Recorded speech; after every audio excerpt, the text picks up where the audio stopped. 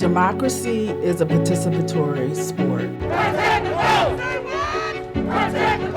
We're really looking at how we get people on the field and engaged, talking to decision makers about things that matter to them, and that's at every level. For more than 60 years, the ACLU has been serving Georgians. We work in the legislature, we work through the courts, and we work in community. We want to fulfill the right of all Georgians to live up to the promise under the U.S. Constitution, the Georgia Constitution, to make sure everyone's civil rights and civil liberties are being addressed.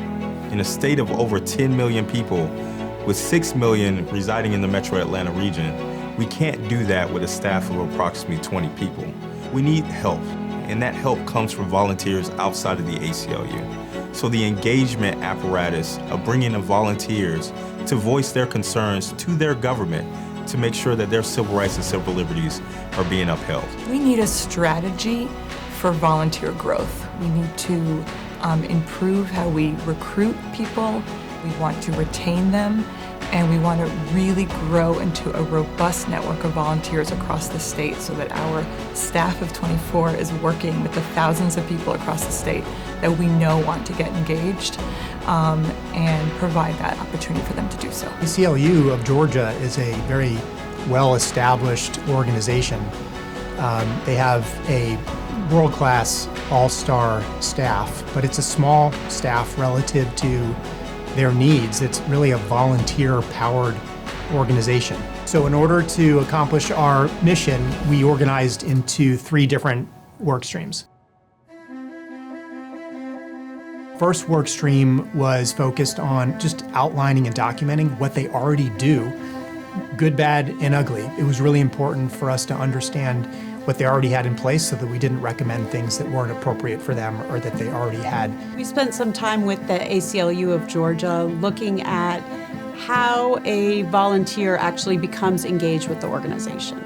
So we looked at what are their internal processes from their perspective, and then also looked at from the perspective of a volunteer, what happens when you get to the website and you register, how do you learn about the different opportunities, what is the feedback you get, any kind of email response that you get, what you get directly from the website, and then also when you find out about opportunities after that. The second work stream was around really the voice of the volunteer. So we ran a qualitative study, and we conducted a couple of focus groups to understand what our volunteers are asking for. We wanted to understand kind of the current volunteer base.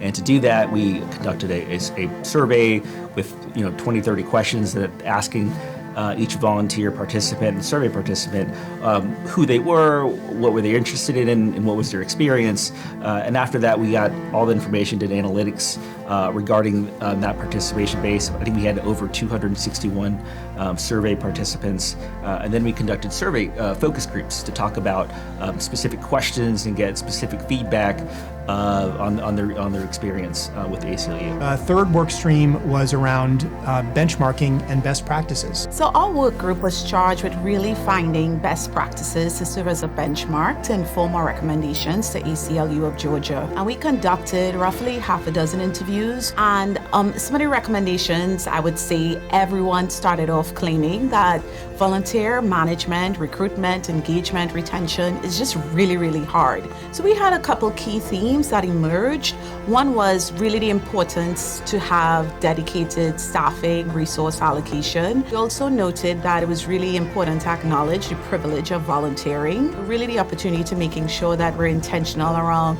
diversifying the volunteer base, making sure that we have directly impacted communities, and really leveraging the hub of universities, college campuses that are in this region. I don't want to lose the sight of this overall focus of Leadership Atlanta, right? We want people fully engaged in making the decisions that impact our communities.